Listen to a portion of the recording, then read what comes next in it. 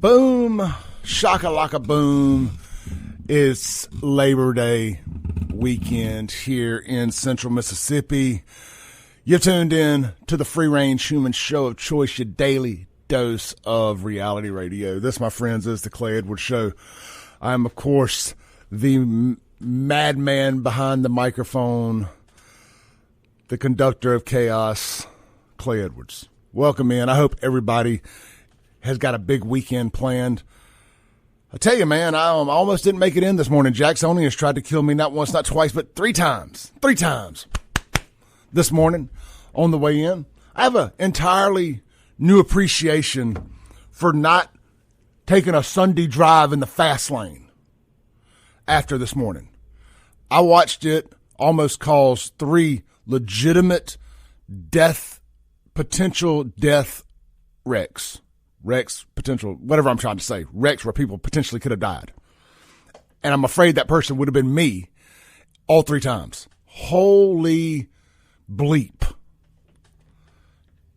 Get out of the fast. As a matter of fact, if you can at least maintain the speed limit, get off the interstate. Get off the interstate. Whew, man. If that's any tease as to how the rest of the weekend's going to go, y'all out here driving on a holiday weekend, you need to stay off the roads. If you ain't got insurance, stay off the roads. This is a full coverage kind of weekend here in Central Mississippi. Goodness, man. I think found me a dog I want to adopt last night at the Animal Rescue League. I need to find somebody to watch it for a couple days. But man, found me my girl dog died. I'm trying to change the subject. My girl dog died a couple months ago, and I've been wanting to get another girl dog. And I think I finally found the one I want last night. So I'm going to effort getting me a dog sitter for the weekend so I can go do something I got planned. But neither here nor there. Thank y'all for tuning in this morning. I promise I'm not going to scream and shout all morning, but, the numbers do show that y'all tend to like it when I scream and shout a lot. So maybe we will scream and shout. It's Labor Day weekend. I think the question of the day, since it's Labor Day, and I don't necessarily know the historical context behind Labor Day weekend. I've never thought about it. It sounds like a day off from doing labor. That makes the most sense. I don't know why you would call it anything else if that's not the reason. So that's always been my assumption, that it's for hard-working blue-collar folks. So all you folks that get government assistance because you're too lazy to go work, this ain't y'all's weekend either. Y'all don't get to have fun this weekend. It's like all you people that tell me how much you hate America and how you like to kneel for the anthem and you think the American flag is racist. 4th of July ain't for y'all. Memorial Day, it ain't for y'all. Especially 4th of July. No, y'all got to sit that one out. Same with Christmas, too. Same with Christmas. All you anger addicts that hate Christians, that think Christians are racist and all this, that, and the other. I don't think y'all need to be celebrating Christmas either. So, what are some other holidays that Democrats shouldn't be allowed to celebrate? I mean, I know that Halloween's their thing. Halloween is definitely their thing. But other than that, Thanksgiving. That's the other one. Y'all keep telling me the food is better in y'all's houses on Thanksgiving because apparently white folks cook their they cook their macaroni and cheese on the stove and not in the oven. That's a lie, by the way. I bake my macaroni. Bake it. The only stovetop macaroni that's ever acceptable under any circumstances is Kraft mac and cheese or cheese and mac or whatever it's called when you're making it for your kids. It's kind of funny. I had no idea I was going to talk about this morning. It's kind of funny, that Kraft mac and cheese or cheese and mac. There was a time that, it was like those Totino's pizzas. Like, I don't really consider that mac and cheese, and I don't really consider those pizza. But every now and then, you just want some really trash food from your childhood just to remind you of it. And I haven't done this in a while because now I'm the beacon of health and fitness. But I like to bake a couple of those. And when they changed the shape of the Totino's from round to square, that really messed me up, or triangle or whatever they are, rectangle. Anyway, but I would like to do those and a blob of like cheese and mac. And I would always add like some extra real shredded cheese. And I would also cook, put some milk in there and some butter. I would jazz up that Kraft mac and cheese as best I could. But like I said, I don't really consider either one macaroni and cheese per se, and I dang sure don't consider Totino's pizza. They're just good comfort food, trash food. All right, the Guns and Gear text line, 769-241-1944. The question of the day is, what's the hardest job you've ever had? I'm just curious, like, what is the hardest job you ever had that you hope, like Hades, you never have to do again?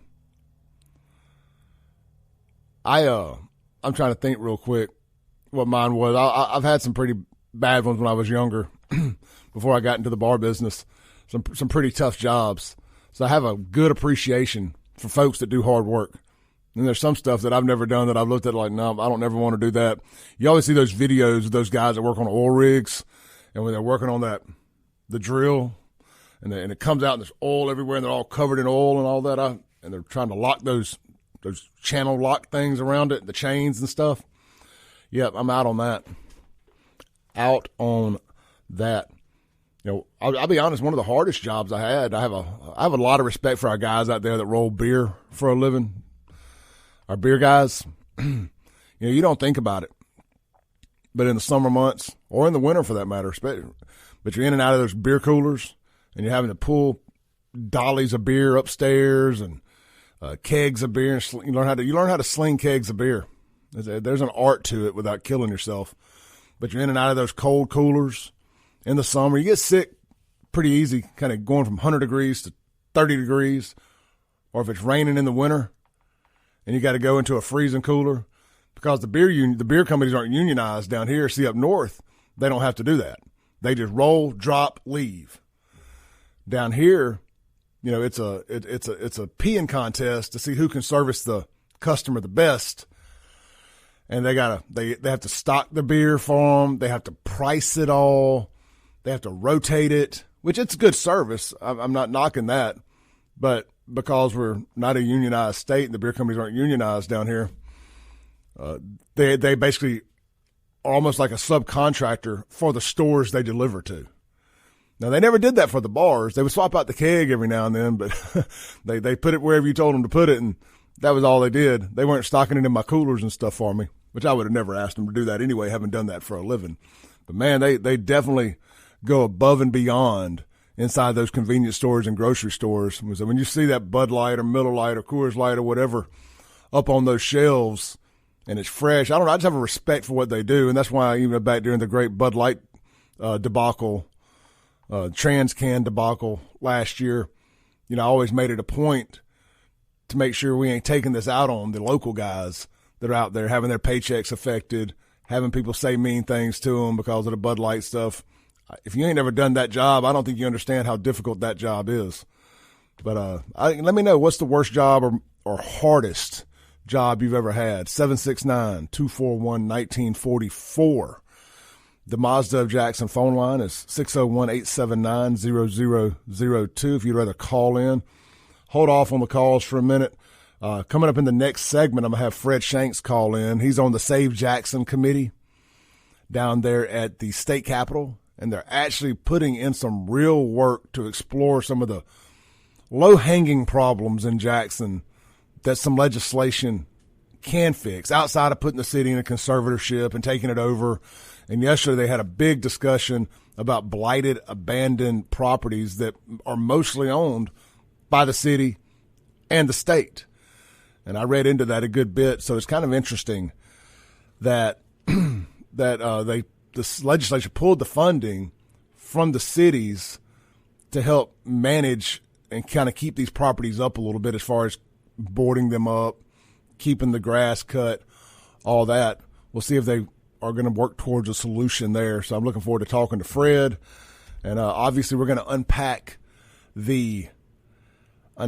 some of the Kamala Harris stuff from last night. But I'm going to tell you, I don't know if y'all are getting up and listening to Matthew Bishop or not from 6 a to 7 a.m. His show's called The Full Story with Matt Bishop. He does such a great job unpacking that kind of stuff and then fact checking that I really hate to follow him and do the same thing because, A, he's way more knowledgeable on that than Clay Edwards is. And B, I feel like if you listen to that, do you really want to hear the same thing back to back? So it's him being on at 6 to 7 a.m. has forced me to find an alternative lane to talk about stuff sometimes. And don't get me wrong, there's things I want to put my spin on and talk about as well, and it doesn't really matter. But if you're up at 6 a.m. and you got access to the radio, or you've saved the WYAB listen live site onto your phone, to your favorites, to your home screen or whatnot, I implore you to give Matt a listen. He filled in for Kim yesterday. We're really glad to have him back here on WYAB. He was here years ago before he went off to be a Navy JAG prosecutor. And man, we got some smart dudes here. I'm not necessarily one of them, but we've got some smart guys here on WYAB. Hey, speaking of guns and gear, I've had a slight change in my weekend plans, but I'm going to get out there early tomorrow morning and hang out for a couple hours. Look forward to seeing you guys. I may even be able to get over there this afternoon. I'm kind of adjusting this on the fly a little bit, so I'll let y'all know. But it's the 2A tax-free weekend starts today at Guns and Gear, Highway 51 North, Gluckstadt, Mississippi, right there at Yandell Road. Go see Hunter and the team. Just a bunch of good, salt-of-the-earth, God-fearing folks, man. I love doing business with them. It's where I've bought everything I've had, everything I've done gun-wise in the last 3 years. I've gotten it all from Guns and Gear, whether it's bullets or guns. All right, man, I didn't mean to rant about 20 different things this first segment, but just thinking about them bad drivers gets me fired up. Hey, also, football weekend, college football kickoff. I'm giving it a good old college try. I'm going to try to enjoy football again this year. I'm going to try to watch it some. I'm back single, so I don't, I'm going to have a little more free time to myself, so I can kind of watch some football. We'll see how that shakes out. Will they kneel for the anthem? Will they have the end racism crap in the end zone? I'm done with it. I'm done. Zero tolerance. If I hear any of that nonsense, if some Democrat goes and gets themselves killed by the cops and they decide to protest, I'm done. I'll never watch it again. But I'm going to give them another chance, like getting back with an ex-girlfriend or an ex-boyfriend for the females out there. Zero tolerance. Zero tolerance. How long will it take? And we're going in an election year, too. I mean, if I see any of them in uniform, now I don't care what they do off the field, out of the uniform. Everybody gets to live their life, make their choices. They can talk about whatever they want on their social media. I don't care. I'm going to. I'm not going to hold anybody to a different standard than I hold myself to. But if they're representing Mississippi State, I'm a State fan, or whether it's Ole Miss or whatever, I'm done. That's a wrap. Put a bow on it. If I see anything about Kamala Harris, Tampon Tim, anything. We got 60-something days to the election, 62, 63 days. Can they possibly keep their mouths shut that long? I have my doubts. I just find it so ironic, too, with the end racism.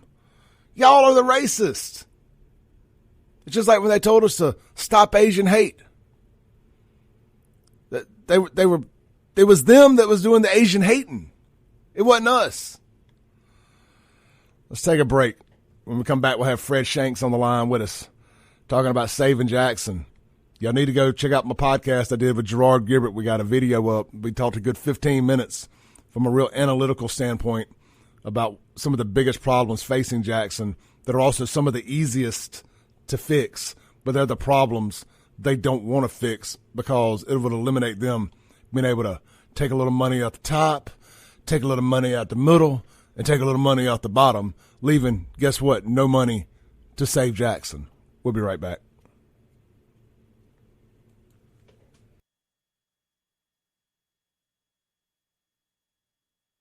Welcome back in to the Clay Edwards Show here live on WYAB. Real quick, you just heard that 042 Wine and Spirits ad. I just probably going to mention it a couple times today before we get out of here.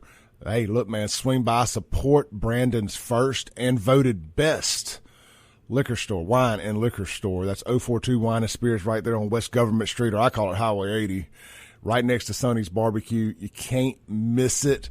Good folks, man. I talked to Brad yesterday. Just had a good old conversation with him, man. They got it stocked up for a big Labor Day weekend. Most folks don't have to get back to work till Tuesday. They're clocking out today. If you need anything from a bottle of bourbon, tequila, they got it. Whatever you need liquor-wise, great bottle of wine. And what's really great, what separates them from a lot of liquor stores, and I'm not here to knock anybody. We got a lot of folks that I know that do this for a long time, is the knowledge of their staff. The training that they do, the constant training that they do to stay up to task up to par, should I say, on the information about the different wines and the pairings and all that, and the bottles that they're selling. That goes so far. And you got guys and girls that are former bartenders that can help you with recipes. I told you they got Kevin works there. I needed a lemon drop recipe from a bar that he used to work at. The girl I was seeing really liked the lemon drops from there. Boom, he hooked your boy up with the recipe. He can do the same for you, assuming he knows it. So check them out, man. Locally owned, locally operated. The first liquor store there in Brandon, and voted the best by the Rankin County Red Carpet Awards. That's 042 Wine and Spirits. And I mentioned 042 because we've got the state representative from the 042, as I call it in South Jackson. I got State Rep Fred Shanks here on the phone. What's up, brother? Hey, man. How you doing, Clay? I'm doing good. On the Mazda of Jackson phone line, should I say, we got Fred Shanks. Good morning. Well, Clay, first off, I have a question. Do we have a proof of life on Sean? That's what I want to know. Not since the last text messages we got. Well, let's keep checking on him, just to see he's up. Still 100. Well, yeah, so just so everybody else knows, Sean, our in-house liberal, has gone to Washington, D.C. That's why he's not here today on a FAFO Friday, he is with Lindsey Beckham, the Moms for Liberty person, or whatever you want to say, and they are at the Moms for Liberty conference, and they're going to get to hear Donald Trump in person tonight or tomorrow. Yeah. I'm not sure exactly what day it is, but it's just very ironic that Moms of Liberty is considered a left-wing organizations have called them a terrorist group, a right-wing terrorist group, and our in-house liberal is with the Mom for Liberty, Lindsey Beckham, at the conference together. So it's as long as he's wearing his MAGA hat, I'm good with it. You know what I mean? Yeah, they met Rob Schneider last night. Got a picture and stuff. That was pretty cool. So that's awesome. Look, I'll give Sean. And one of the reasons I like having Sean on the show, why we become, he's become one of my best and closest friends, is, he's not opposed to new information changing his mind about things, or at least giving it a try. Absolutely not. No, he's a reasonable guy. He sees both sides of it. Yeah, that was one of the conversations that Gerard and I had on that podcast. It was like, we all got way more in common, man. It's like things pivot hard to the left, they pivot hard to the right, and like at some point, usually when that happens, they kind of end up swinging back to the middle, and that's what conversation and listening to one another. I mean, don't get me wrong, I'm down to fight if I have to, but if I don't have to, I'd rather. But if you make up common ground somewhere, you're going to get so much further ahead. That's just the way it works. It is, and that's for fighting on the playground, And then, honestly, if I could teach people to learn how to negotiate, be a shrewd negotiator, you can get out of doing that too. That's right. Well, name the game. Absolutely. Well, Fred, y'all. So I read the WLBT article last night about. They got a really good piece on there if anybody wants to go see it. It's titled "A Major Issue in the City: State Local Leaders Meet to Discuss Abandoned Properties in Jackson." They've actually updated it with about a 3-minute long video. I'm not going to play that when I got somebody that was there on the phone. But Fred, blighted property, abandoned property, I've known this for years as I started doing the Save Jackson stuff. A huge majority of it is actually owned by the city and or the state. It's abandoned property people quit paying taxes on. Anything worth getting, private people snatch it up, flip it, whatnot. So there's nothing. It's abandoned for a reason. Yes. What can we do? What was the conversation like yesterday? I'm going to pass the mic to you and shut up. Yeah, it was actually very good. It was about a 4-hour committee meeting, and it was very productive. The Speaker White set up a committee out of the House that's called the Capital revitalization committee, and you and I we kind of redubbed it the Save Jackson Committee because this is one step to doing just that.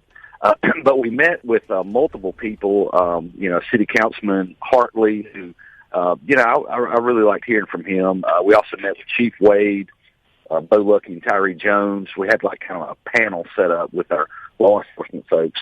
But there's about 900 blighted properties in the city of Jackson, and 400 to 500 of those have a home that, could be livable on. And, if someone has one and they die, they don't have any heirs, or they lose it, not paying the taxes on it, that takes a couple of years for, say, an investor or somebody to come in and buy it and flip it, or just to do a HUD home, just to get somebody a cheap house. And what I didn't understand, I found very interesting, is, and one of the things that we're going to work on is we're going to try to shorten that process, because there's some houses on there that have been caught up in the tax sale for 9 years. So you don't have to be, a construction guy to realize that 9 years that nobody's living in a house. I mean, it's falling apart. It's not going to have a roof on it. Try 9 months, Yeah, exactly. So one of the things that we're going to do is we're going to work on shortening that time period to get it, because there are people who will come in and rehab them, do cheaper houses. In fact, one of my colleagues, Ronnie Crudup, he does that, and it's a yeoman's job, but it's he's doing it to as cheaply as possible to get somebody a cheap house to move into. Well, we know one of the things is we're gonna be working on that. Well, we know he definitely wants those in the Capital City Improvement District. Well, no comment on that. But and so then we hear from Chief Lucky and Wade and Sheriff Jones, and so on these properties, which is another interesting thing. Some people don't. Some of the bad guys who are pimping women or prostitute, human trafficking, all those things. They may not even live in the city of Jackson, but they do their business in these homes. And one of the things that they look for is a house that's you can barely see because the grass has grown up. It's got trees everywhere. And one of the things that can help prevent some of that is code enforcement. And we found out that the city of Jackson has really 3 code enforcement officers, and like, say, the city of Clinton, which is a lot smaller, has 7. And Jackson really needs about 20. Yeah, I got a buddy of mine. I got a buddy of mine, Super Dave, I grew up with, that was I think he may still be a code enforcement officer for Jackson, has been for a long time. And that's something having been a former business owner in Jackson, had to deal with code a lot. It's something they've definitely been struggling with for a long time. And again, that seems like low hanging fruit that we can, of course, if you don't have the money to do any enforcing outside of the code enforcement, I don't know how good, like if a tree falls in the wood, we may have 40 code enforcement officers, but if we don't have the money to follow up, does it really matter? Yeah. Well, it was kind of nice here. So when Chief Wade spoke, who is a really sharp guy, he is trying to help code enforcement, because, like you said, it's low-hanging fruit. It's something that's fairly simple and easy to do to get these people to keep their properties up. Because, I mean, if you don't keep your property up, you're hurting your neighbor. And then you're hurting the neighborhood. And then it just keeps going from there, hurt the property value. I mean, it really does everything. But we're going to try to somehow get them more officers. They do have what's called an environmental court, and that's where all of those cases go to, which I was actually surprised to hear they actually have it running better than what we thought. And so we're going to be looking at that. Is that a state? Is that a state or a Jackson thing? Jackson has an environmental court? Yeah, it's a city. Yeah, I didn't know that. City deal. So I didn't either. That's the first I'd ever heard of that. But they have 2 judges. One meets like one day of the week, and the other meets like in the later part of the week. But that's actually been something that they have been working on. And in this particular issue, now I'm not talking about the mayor, but I'm talking about the actual people who are doing it, the police department and the code enforcement department. They're really trying, and they just need some help, and we're going to help them with that. But man, that's good stuff. It's a start, and because if you can start getting, I mean, look, I got a million things negative I can say, but I'm gonna keep it positive. If you can positive solutions, if you can keep it If you can start on the blighted property, because, man, look, in my parents' neighborhood out there at Brooklyn Hills, a house burned down, and it's still kind of a nice neighborhood, a lot of homeowners out there, but a house burned down, and it took them about 3 years to finally get that house rebuilt, to get that lot clean, just the whole process. And you just see what it does to just having lived there. You drive by it, and it starts to kind of suck the energy out of your soul, knowing that you live that close to a burned-out house, a piece of abandoned property. And if that's all you see every day, it can cause a little mild. I don't want to be disrespectful to people with PTSD, but it does. It kind of says, well, man, if this is what's right next door to me, why should I cut my grass? Exactly. Why should I do this? And that was, some of the situations that were brought up. It was exactly that. So it's really a small thing in the grand scheme of things, but it really would have a big impact for what you have in it for the city of Jackson. Quality of life, man. Quality of life. And you keep these crackheads out of them. I've read that they said there's prostitution going on in these things. I mean, I'm not surprised at all, but it's just, us normal people hear that their prostitutes are running out of a abandoned house that I wouldn't want to step around, much less in. It's just the spread of STDs, the type of stuff, and there's kids in the neighborhood. You just don't know what could be that boat. I'm sorry. And to your point, like with kids, that was one of the things that got brought up. I mean, you've got these things going on, this prostitution, and then you've got these people walking around. And one of the things we heard is there's obviously mental illness too on top of the drugs. So you have people walking around naked in these neighborhoods. We have kids waiting at the bus stop, and that was one of the things that got brought up. And I mean, that was quite heartbreaking to hear. So we're all in. We're going to help them do these things. And one of the other city councilman Hartley, he spoke, and actually he was pretty interesting. And he admits, and he's like, "We've got a real problem here." And they're not, obviously, as you know, I don't have to convince you, they're not getting a whole lot of help from the top. And that's why we're stepping in to try to help them do something good here. And by the top, I mean the mayor. Oh, no, I know. Well, like for example, there's whole streets that have been taken over by squatters in Jackson with abandoned houses, and Boozer Lane, where that whole terrible, terrible situation happened in South Jackson a few weeks ago with the Callahan guy that kidnapped the 2 girls, killed their mother, kidnapped the 2 babies in Louisiana, brought one up here, killed them. They allegedly, I don't know for sure, but I heard sexually assaulted one, if not both of them. Just terrible, terrible tragedy. But he was squatting and had been after I had a conversation with somebody very close to him. One of his family members, I had a conversation with her, and he had been squatting on Boozer Lane for over a year. So, so you bring up another good point that we discussed was actually what do you do with a squatter? And that's another thing that we're going to work on as far as changing the law to where they can get those people out. Because you have to remember, Florida has a good policy on that, but right now a homeowner could charge them with trespass. Well, if it's an abandoned property, there's nobody to do that. So outside of the police just kind of coming in and after a complaint kind of running them off, I mean, there's really nothing they can do because they're just going to come back. Well, there needs to be a law put in place. Hey, you don't live here, get the hell out of here. Or go to jail. Correct. And after hearing that over and over and over, and in this meeting, that's one of the things on our agenda to do is tackle that right there.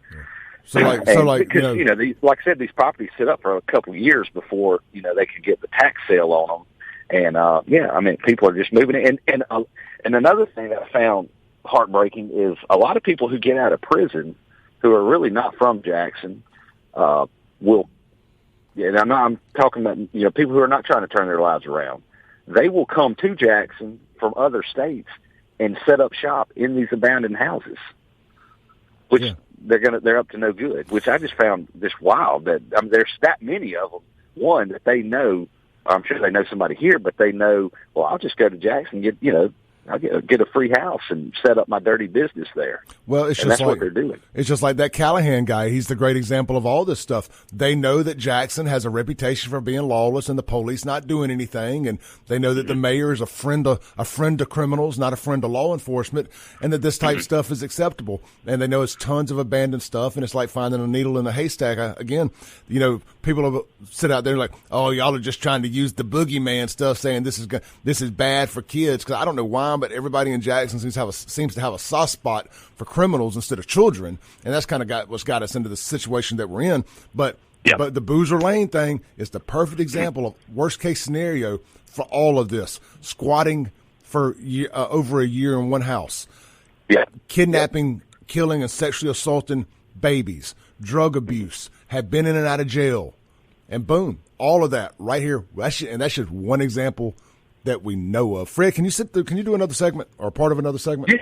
Yeah. I'm good. Let's take a break real quick. We got State Rep from Brandon 042 area, Fred Shanks, on the phone with us talking about the new Save Jackson Committee and their first big meeting yesterday down at the Capitol. We'll be right back on the Clay Edwards Show.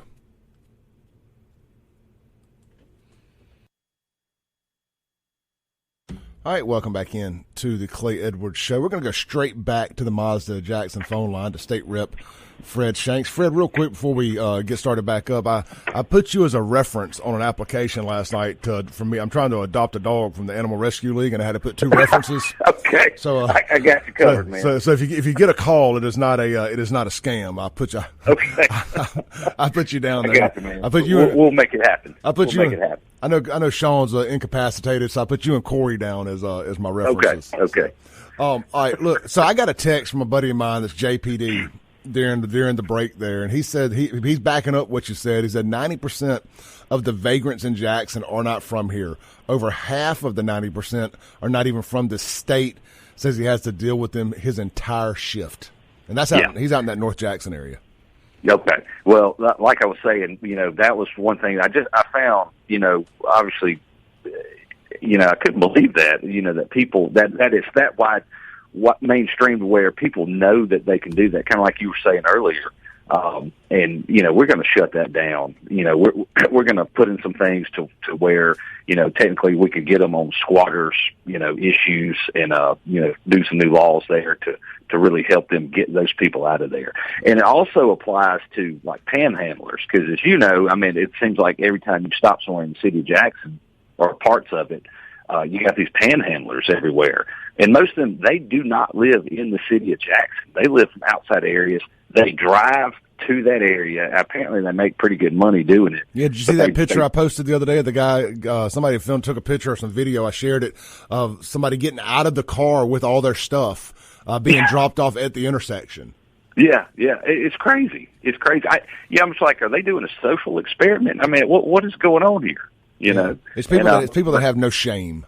Yeah. We're going to address that too. That was one of the big issues. And one of the other things I didn't quite know, some people may question, say, well, why doesn't the city just demolish these houses? Why do they keep sitting? Once they're, the city has them on their tax rolls, and it costs $7,000 to $12,000 on a house, and that the city would have to, pay for.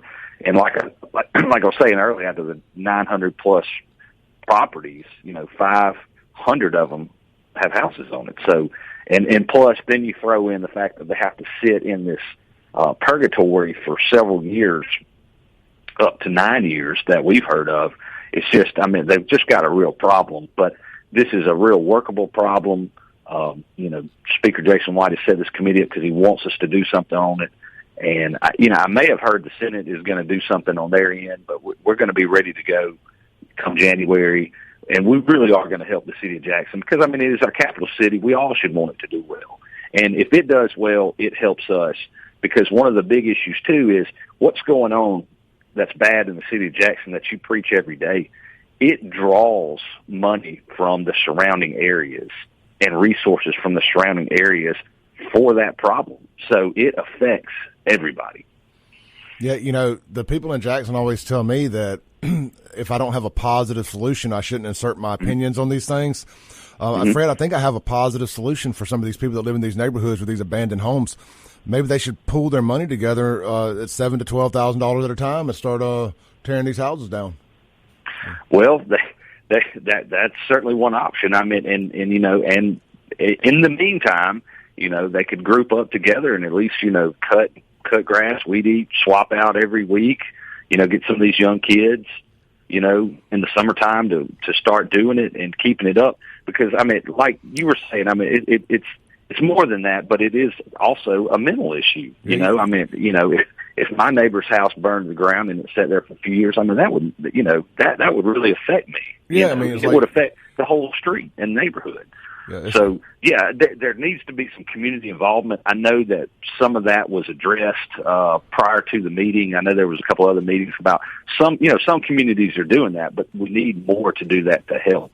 And the people we were talking to, Councilman Hartley, Chief Wade, and a couple other like development groups. I mean, they really want positive things to happen, and and we're going to help them do that. Yeah, I keep going. I like this analogy. It's just like if you're a car guy like I am. If somebody backs into my quarter panel and I haven't got my car fixed yet, I'm probably not going to wash it either. And it's kind of the same analogy. Also, you mentioned like having kids maybe help keep these properties cleaned up. That seemed like a great program for the city to maybe look at, as maybe an after school or a summer program to keep these kids busy, pay them, minimum wage, whatever, to help keep these properties cleaned up. After school programs, keep them out of trouble, keep them out of the streets, do some keep stuff. Them busy. Yep. Fred, I appreciate you, man. We're up against the wall here. We talked a good bit. I could do this. I could talk about this all day, but I know that everybody's not as into this as we are. So, look, I appreciate you. I'll be in touch. And, again, thanks, Fred Shanks, representative from Brandon, for keeping us up to date on saving Jackson. Appreciate you, brother. And one last thing, Clay. We're going to have a couple more meetings. I'll get you at the next one. Yeah, absolutely. Absolutely. I need to speak in another judiciary committee. There you go. All right, buddy. Take care. Appreciate Fred Shanks there. Look, man, I'm just glad to see something being done and finally saying, hey, there's a real problem here, and clearly the city does not have the ability, the will, the want, the leadership to do it, and the state stepping in and saying, per usual, Big Daddy Republican going to have to come fix y'all's problems. But that's okay. I just won't ever let them forget it. We'll be right back. Welcome back in to the Clay Edwards Show. Appreciate Fred taking time out of his morning schedule to chat with us. I know we got some people trying to call in this morning. I'm not going to take any more calls till the top of the next hour. If you want to wait and call back at 8:07 or after 8:07, I'll gladly take your call. Always love hearing from y'all, whether you agree or disagree. The Mazda Jackson phone line is 601-879-0002. We got a bunch of guns and gear text. We're going to read on the other side as well. I asked you, what's the hardest job you've ever done? As we go into Labor Day weekend, everybody, well, not everybody, unfortunately, anymore. Everybody not in retail gets off work for the most part. And, of course, first responders, we appreciate what you guys and girls do. When I say guys, I don't mean men necessarily. I just mean, hey, guys, as in everybody. So I don't always want that to say, hey, guys and girls. So, got a good show planned today. So far, so good. Haven't done anything stupid yet. Haven't got myself fired. So, it is A-OK Friday. Well, I almost died 3 times coming in because of people driving too slow in the fast lane and refusing to change lanes. I digress. All right, this is the Clay Edwards Show. We'll be right back on the other side of this break on WYAB.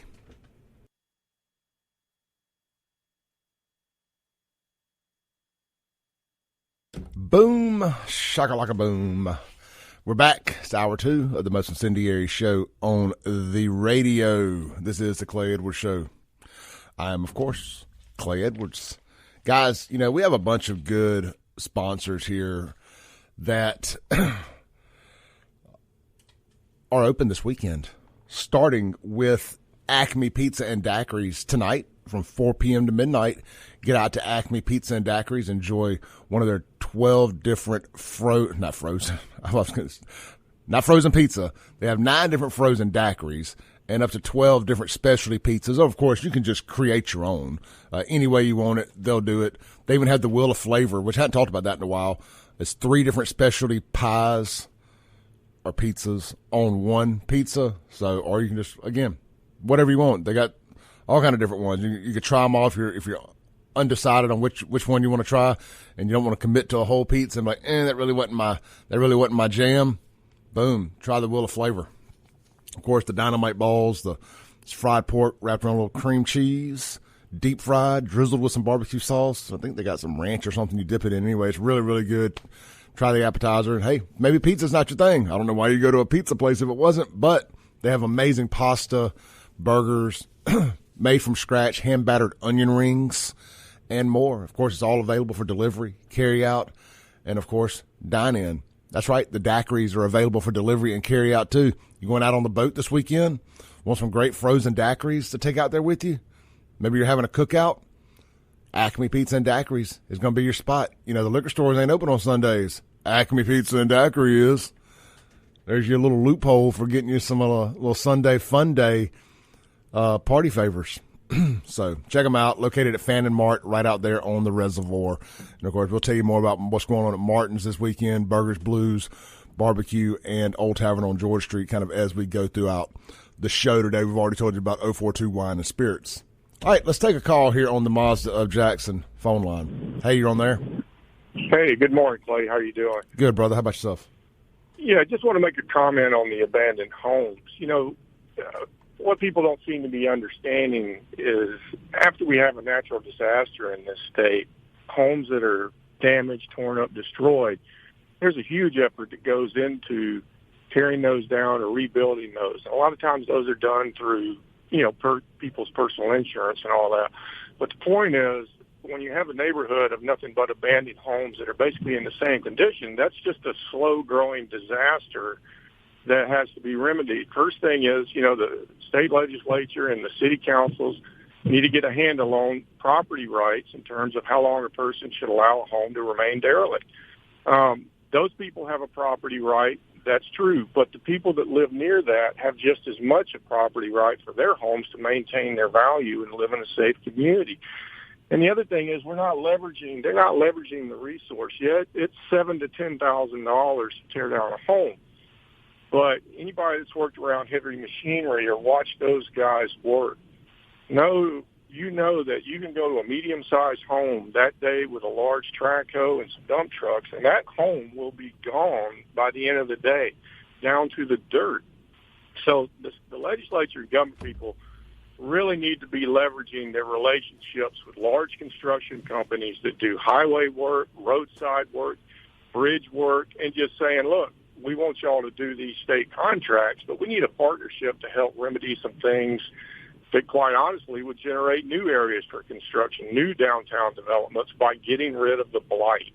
I just think that they're not thinking about it, and they're not talking about the people that actually have the capability and should be willing to help, like you're talking about, as a community solution. But I appreciate your time. Hey, hang on before you hang up there. A great call.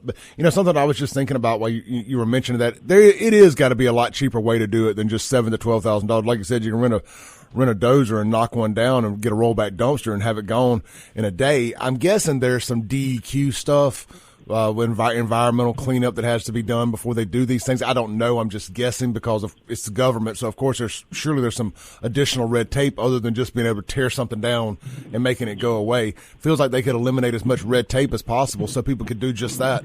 And then, of course, I guess you got to make sure you had to have permission to do it. Where Frank Melton found out the hard way about that. And here's what I would say, and that's why I bring up the way we respond to natural disasters post-event. You have major volunteer organizations that when you look at a large area of homes that have been severely damaged or destroyed, they put together a bill of material, they put together a set of contractors with skills, they put together the rest of their labor force, and they assemble that with a target date, just like project management, and say, we're going to be there on this date, and we're going to build literally, 100 homes in a very short amount of time, 30, 60 days.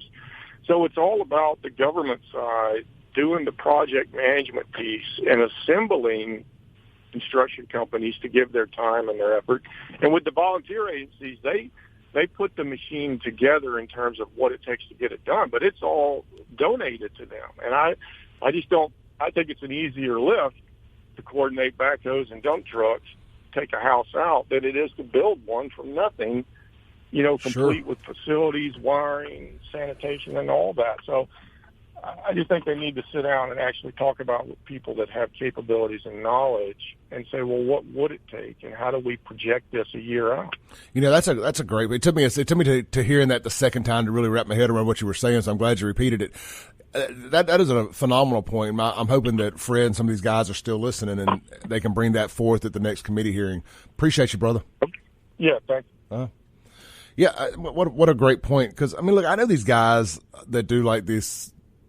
They do rollback dumpsters, but they actually do the cleanup too. I think it's called Junket MS, and they go through and they do demolition also, and boom, it's gone.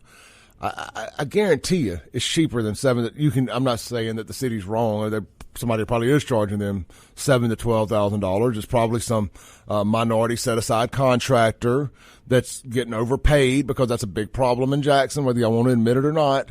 Big problem in Jackson. I'm guessing it don't cost that contractor that's getting these deals, because everybody in Jackson, you have to have, I think it's majority minority ownership to get anything done. So, food for thought. Again, when you're a certain race for a living, it makes getting things done very difficult. When that's the priority, it doesn't matter what the race is, but when making sure that you get to procure the contract to who you want to procure it to for financial gain, allegedly, it creates a problem, and it creates extra money that doesn't have to be spent. I wish somebody would try to run the city like they do their personal bank account. Not Angelique Lee, because clearly she doesn't know how to manage hers, or the mayor of Jackson. I see that he doesn't really know how to manage his either, according to some reports out there about unpaid credit cards. That's why I go back and I say, these people who run for office around here, we need to do a credit check on these folks. And they do a credit check when you get insurance for your car. Doesn't matter how good of a driver you are. If you got bad credit, you're going to pay extra for your insurance.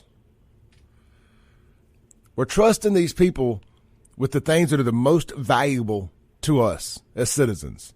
Our property value and our safety, our quality of life. If they don't care about theirs enough to manage it properly, why in the hell do you think they're going to care about yours enough? Quit voting for people that aren't qualified to do the job. People who are qualified to do the job, start putting yourselves out there. And there are plenty that do, but they don't play the hustle good enough. They don't do the fish fry circuit. That's what it is in Rankin County. It's the fish fry circuit. In Jackson, it's the fish fry circuit. Rankin County just seems to be held together well enough. Jackson, it ain't working, man. This hustle y'all got going ain't working. And it just makes me sick, to the point that I'm tired of talking about it, but it makes me sick that the people who are affected the most, the majority, good 70%. I think legitimately, I think 30% of Jackson are good folks that really try. They really do, but they're overwhelmed. It's like living. You got the only house on the street that ain't a burned out crack house, and eventually you're gonna stop taking care of your house.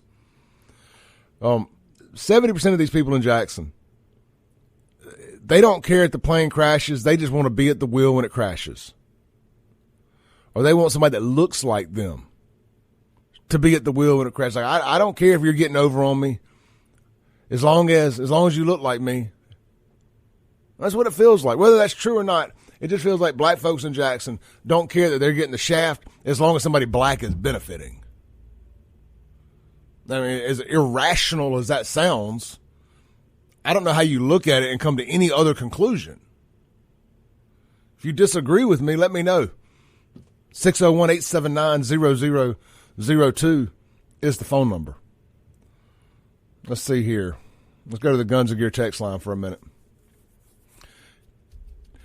Teddy says, banks do a credit check when hiring people because they handle other people's money.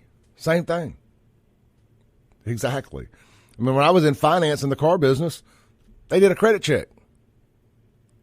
I got the job. You're working with banks. You're handling people's money. You need to understand how this works. You need to be able to explain budget and and all that stuff in that office. Unknown texter. Going back to my toughest job question, says, my toughest job was in Line 1, Zone 2, installing the back glass of the old Nissan hardbody with the job set at around 98%. It would run your butt off. Oh, that's Smokey. Shout out to Smokey this morning, brother. How you doing? Steve-O says, hey, I was just checking to see if you're going to have a chance to swing by and refix that window, then be able to send me a bill for the amount that I owe. I think that may have been for somebody else. I don't fix windows.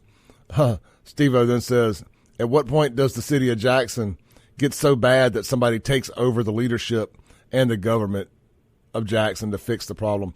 Well, at the end of the day, that's what I'm hoping to see happen, is some type of conservatorship over the city for this very type stuff. Not to come in and make the citizens do anything. It's to come in and fix the government, get bills paid, get people in charge of public works, parks and recreation, and just people that can do their dang jobs. It's just not that hard. If folks would just start doing the right thing instead of the wrong, we could get a lot done. Caller, stay on hold. I got to take my break to stay on schedule. I'll come straight back to you. This is the Clay Edwards Show. We'll be right back. Welcome back in to the Clay Edwards Show. If you're looking for somewhere to eat great fried fish for lunch today, I got two places I'm going to tell you. Technically, four places I'm going to tell you about. We'll start with Burgers, Blues, Barbecue. All three locations. Madison on Main Street, Dogwood in Flowood, and downtown Brandon. It's Fried Fish Friday. Of course, they have red beans and rice and hamburger steak also available as the blue plate option. So that's three options at one place for your blue plate. And, of course, they got the whole menu with their award-winning famous hamburgers and more. That's Burgers, Blues, Barbecue. Madison and Flowood are currently open for breakfast. Swing by, grab some chicken and waffles or one of the other great options, a Southern-style chicken biscuit. If you want some fried chicken, no, hold on. Forgot to tell you about Old Tavern on George Street. We were talking about fried fish. I'll get to fried chicken later. Fried fish, made from scratch, always fresh, never frozen. Every ingredient in the house, even the sauces and dips and salad dressings, all made from scratch right there. Locally sourced farm to table from farmers markets and local farms. Everything they serve inside Old Tavern, one of the oldest buildings in the city. And I'm going to go out on a limb here and just say it's the oldest retail establishment in the city, period, as far as buildings you can walk in as a customer and enjoy the old environment in there. It really is a tavern. It ain't just something that calls himself a tavern. This is a legitimate old-school tavern. It's awesome. Got the old barmaids and everything. Swing by, check them out. They're right there on George Street, right behind the State Supreme Court building in downtown Jackson.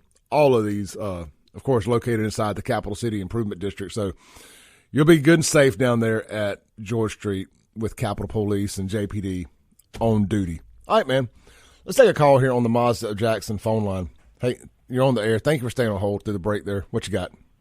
Hey, good morning, Clay. This is Corinthian. Hey, I'm glad you called, brother. How you doing?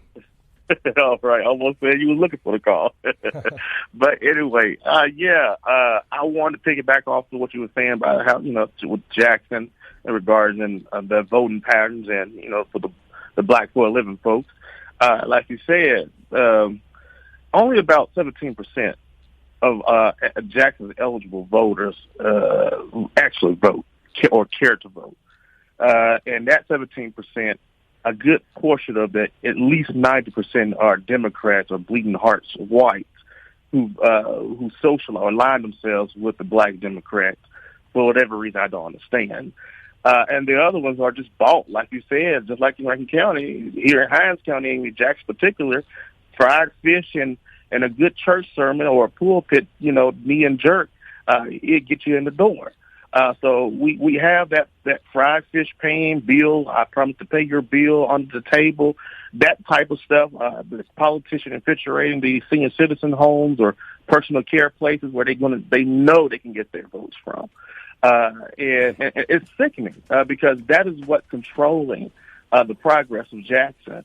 It's those folks who maybe experienced racism back in the day, back in the 60s and 50s and 70s, or 50s, 60s, and 70s, still harping on back when Mega and Martin, all that good stuff, but not realizing most of the population was born when those folks died and gone, who never experienced the racism that they like to talk about, or neither of us on this planet and never experienced slavery, but somehow the topic always gets back towards the victimization of our ancestors instead of, okay, Jackson been a asshole city since Democrats took over.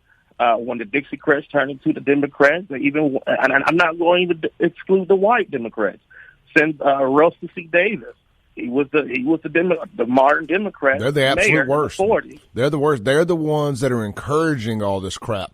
Exactly. The white Democrats done more to damage the black community than the black community could ever do to damage itself. Exactly. But when you're trying to get them to understand, hey, it sounds harsh because that's what it is. The Democratic Party have bought into, invested wildly ever since Fannie Lou Hamer, who fought to be a part of an organization who didn't want you to be there in the first place. But yet y'all fall behind and guard and seclude yourself into an organization who care less about you. And now when these legal immigrants is coming into this country by the droves, they're going to prove it to you that you don't matter. They're already showing you that in Chicago and New York. And just like Texas and all these other places are shipping folks to these sanctuary cities, we need to do the same thing with these surprising numbers of vagrants and homeless. Because it's kind of weird how Jackson is the dump site for all this homeless activity, and most of these folks are not from here. So if the Republicans not going to do anything, as a Republican, as a conservative myself, we need to start shipping them to Chicago since they're sanctuary cities. They can take care of at least what we think are citizens of this country. We can't do it in Jackson anymore. We can't be that breeding ground of chaos anymore. We got to step up. We got to get people put the feet to the pedal. We got to make sure our state legislature is going to be able to step in and help us. We got to recruit more police officers. We got to recruit more mental health solutions in our city because that's what Jackson suffers from. Not only just the people who don't care about voting and things like that. That's something us Republicans, independent, swing voters, we got to get out there and mobilize our message. We got to be able to talk to the folks who are disenfranchised or as disenchanted, I should say, who don't vote, who don't care. And that's a problem all throughout Mississippi, whether it's red or blue. Some people just don't believe in the system anymore. And so the Republican Party have an advantage over the Democrat stronghold. But we have to alter a message that is authentic but connect to everyday lives and see why would it be better for folks to vote for Republicans. And I'm part of that responsibility. I need to get my message out as a candidate, as mayor in Jackson, and I'm not going to hide behind independent or anything else. I'm going to be a true, tried and true Republican.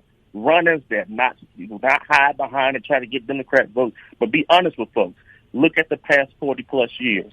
Democrats had a stronghold in Jackson. What have they done for Jackson?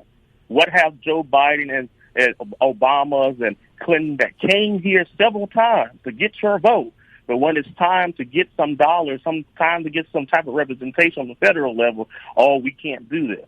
But it was good enough to come to get your vote because we depend on your black lives. So we have to change the message. We have to get mobilized, in Jackson. And once we get mobilized in Jackson, we have to also lobby the state legislature to make sure they're doing their part, because as Jackson goes, so does the rest of the state, whether we believe it or not. We got to adopt that mind frame that is different, so we can fix our capital city and make that city something that everybody can be proud of. Well, a couple things. You bring up a great point about as Jackson goes, the rest of the state is growing fine, but one of the problems we have is with brain drain. And if you don't have a diverse, and I mean diverse in a good way, if you don't have a diverse, thriving capital city with a good downtown, somewhere that, fresh out of college, not necessarily single, but maybe people without kids, just an urban, fun area that people can move to, a big city. Not everybody wants to move to a bedroom community and that's loaded down with churches and chain restaurants. People want, that's why Fondren is successful, but there's only so much Fondren. That's not going to keep people in the state from leaving. You got to have a capital city, with all your arts and all of that stuff. There's got to be concerts. There's got to be stuff to do. There's got to be places to work, more importantly than anything. But none of that's going to happen if it's not safe. We got to make sure. Spartacus texted in and brought up a great point. I think Jackson is, and I don't know this to be fact, but he said we need to pay Jackson police officers more money. You'll never get an argument out of me about paying cops more money. We got to pay the ones that are doing a good job more money, not the ones that are just riding the clock, sitting in their car, not doing crap. There needs to, and that will require the mayor to get out of the business of the police department. And most likely, me as a candidate running for mayor, you would think I wouldn't be supporting a change in the form of government that Jackson had. I believe the strong mayor, weak council form of government is one of the root problems of Jackson. You need a city manager. People who come in and looking for a job to be mayor, and when they get that title, they get that strong power. People don't realize the mayor is the one who really controls the destiny of the city, because they are the complete authoritarian of the city. At the end of the day, the Mississippi Constitution gives them that power. And once legislature approved, which is the city council, approved the purse, approved they can do anything, everything, or choose not to do anything, everything. And that's what we get in the situation with Jackson City Council and the mayor. But my point is, we have to elect folks who are about the business of the people.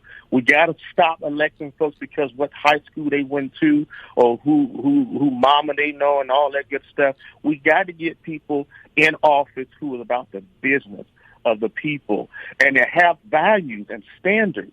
Like I said, and then we have to get the folks who always complain about Jackson. We got to get involved, and I really do appreciate you, Clay. You no longer live in Jackson, but you're dedicated to getting the city back, because guess what? You're from Jackson.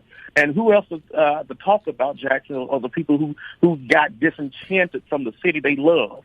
And we got to get that back in the city. And for someone like myself who chooses to stay and run and try to be of service of others, I need the support. Kim Wade going to need the support. All of us who are sticking our head in the race for the good of the city, we need the support of our brothers and sisters from across the aisle. Say, hey, we got to do anything, everything that we can do to get Jackson back on track. I don't care if you live in Madison. I don't care if you live in Corinth, Mississippi. If you're a Republican or a conservative and you believe that Jackson be turned around by conservative values, we need you to get behind our campaigns and put your dollars and put your efforts behind what you say, because it's not going to happen just on the people that live in the city. We got to make sure that Mississippians understand that Jackson is viable and we can compete with any other state in America. We can, or across the world, we can compete as far as education, like you say, livability, entertainment. Jackson, we are breathing ground of success. But like you said, brain drain, it is one of those problems that we suffer from, because the children, the young folks, once they get out of school, they don't see the opportunity for themselves. They go somewhere else where it's attracting them. And they might be Democratic strongholds as well, but those cities have more advantage because they are more resourced. And we got to figure out something with the state on how to do that, how to change that and turn that back around. We got to get off our fiefdoms and start working for the people. Well, there's never There's never been a more important time for people outside the city to get involved in a campaign, because this is, I know our federal elections, this is the most important of our lifetime.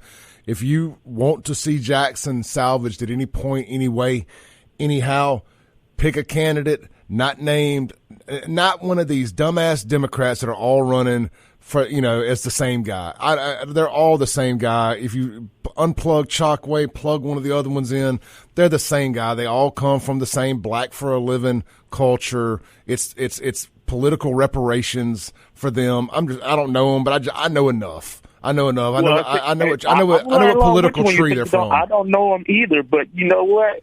The ones that already have signs out, that already have banners out, that's one flag to let you know. Why not wait until you're at least legally qualified to run for office? So while you're doing that, we're trying to build name recognition. Okay. Then the very same ones, when they're speaking publicly, they're giving you whatever type of plan that they come up with. The first thing that come out their mouth is we need to get these more programs. We need more. No. That's why Jackson can't afford the things that we have now, because we're wasting time on the human and culture. Well, we have all these churches, over 800 churches in the city limits, and all these nonprofit organizations. We're duplicating processes that already exist that don't seem to be working. We're spending money unnecessarily, and then we're wasting city time for going after one-time grant funds or one-time funding from the federal government just to be waiting for it 6 months, a year, or a year and a half later to get that funding, and we are back on the table or going after other one-time use funds and don't know how to recover funds that we already need to be collecting. Yep. Or generate revenue that can, set us up for success and leverage those funds for a future investment. All right, Corinthian, I got to take my break. Those candidates who give us these pie-sky results. Yeah, got to take my break, brother. Why we always back at this table. Thank you, Corinthian. No problem. All right, bye. We'll be right back on the Clay Edwards Show. A lot to unpack there. Back in to the Clay Edwards Show. All right, that was Corinthian Sanders there on the phone, that last segment. He's going to be running for mayor. Look, man, there's some passionate people out there. And I got a few texts, people like, how long is he going to talk and stuff like that. But look, man, when you get somebody that's fired up and they're passionate about the same thing I'm passionate about, we're going to extend our platform to them. But I understand if you're not interested in that kind of stuff, I get it, I do. But it's something I'm very interested in.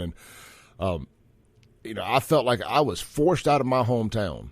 I didn't want to move out of Jackson. That's why I stayed as long as I did. I was comfortable. I'm glad I did now. I mean, sometimes you got to be forced to do things to realize something's best for you. But I'm never going to let the people who created the situation that I felt forced to move out of my hometown, out of my comfort zone, I'm never going to take my foot off the gas and let them forget it. Ever. Period. I am here to be a thorn in their side to the day I die. And when they die, I'm going to pee on their graves. If they die before me. I will never forgive these people for what they've done to Jackson. And then have the audacity, like they got it on discount at the Big Lots, audacity to blame Jackson's problems on racisms from white people. Jackson's problems are rooted in racism of their own making. I'm going to say that louder for the people in the back. The racist are the black for a living folks in charge that refuse to do business with folks that don't look like them. It's amazing to me. See the minority set-aside contractor stuff. Gosh dang. It don't take much work. It don't take but a little bit of research. Just a little bit of opening your eyes. And pretending for 1 second that it doesn't have to be about your color. It ain't got to be black before everything. It really reminds, a big national conversation lately has been about abortion. And it's revolved around, there are some women who are going to their only policy they care about, the only thing they're voting for on the ballot in their mind is abortion for everywhere, for everybody, everywhere, anytime, any place, like it's a football team willing to play anybody. Or what Southern Miss's old thing, anytime, anywhere, any place, or whatever. Any team, anywhere, any place. Something like that. But that's how they want abortion. Anyway, but I say that to say this. They will vote against every other best interest in their life that actually affect their life every day. Just to be able to kill a baby if they get knocked up after a one-night stand or something. Like that is the only thing driving them. Something that may or may not ever actually affect them. They're a one-topic voter. And they're willing to wreck the country for that. And that is the same thing happening in these black communities like Jackson, Mississippi. You know, they dredge up, he brought it up. They dredge up Medgar Evers, Martin Luther King, all that stuff constantly. And they get these older black folks who had to deal with some racism. They get them out to vote, and they say, we're gonna stop all this. That ain't going on no more. There ain't nothing to stop. It was stopped. Time for y'all to stop. But anyway, circling back. I'm going to hold these people responsible for what they've done. I'm never going to let it go. Ever. We're going to find other stuff to talk about. Plan on growing this show beyond talking about Jackson. I want to move into statewide and regional and national topics. But at the end of the day, it's all started with the Save Jackson stuff. And it's not going to be something that we ever move away from completely. So we get rolling up on it is important. This is the most important election in the history of this city. And it affects the surrounding areas drastically. If you're listening in Madison, Rankin County, Hinds County outside of Jackson, particularly I'm talking to my folks in Clinton, Byram, as Jackson goes, so goes the surrounding areas. We need a safe Jackson, or we're not going to have a safe. Inevitably, we're not always going to have a safe Pearl, a safe Byram. I don't know. Byram's questionable, but it ain't because of the cops. They're doing a hell of a job, but they can only do so much that close to Jackson. You're not going to have a safe Ridgeland, so on and so forth. I always forget to mention Richland. They do a hell of a job. So we need a successful Jackson. So if you're ever thinking about putting some money behind some candidates, getting out, working on some campaigns, this is the one to do it. Because if Chalkway or any of these other nut jobs that are running on the Democrat side, I refuse to support. Refuse to support any of those guys.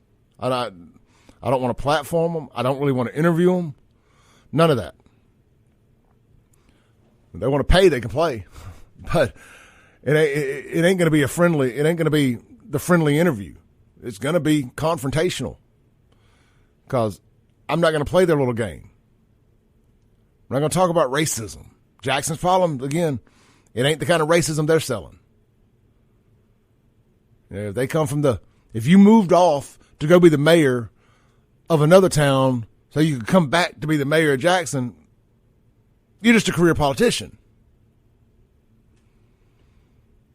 If you're running for mayor and you can't type a full paragraph without any grammatical errors, you don't need to be mayor.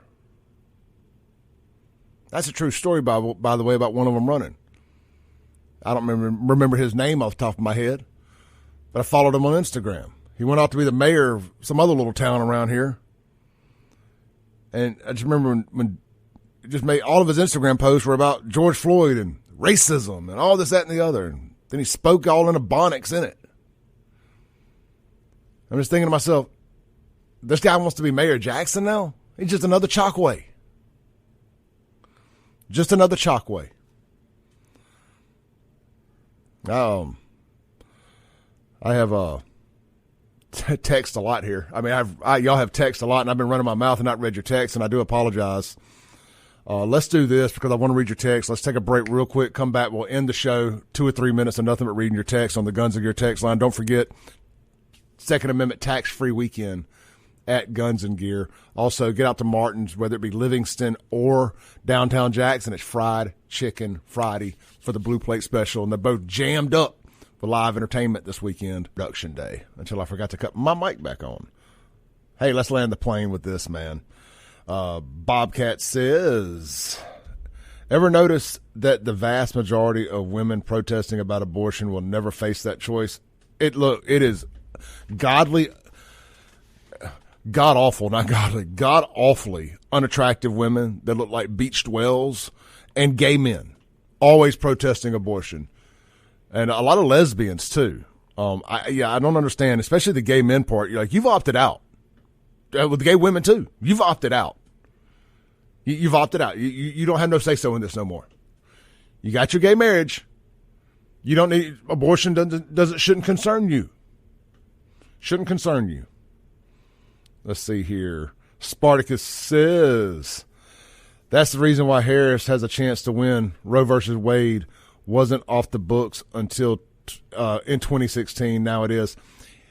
And it went back to the state, so it's kind of weird. But yeah, I mean, she does. She's got a chance to win. That's why you see Trump pivoting on the abortion stuff, because he understands that there are some people out there that is the only thing they can see or hear about. They don't care about nothing. They want their damn abortions. And I'm going to tell you something. I'm against this. This just meant my opinion just off the top of my head. I heard it. I just go with whatever my gut feeling is. Maybe I need to educate myself a little more on it.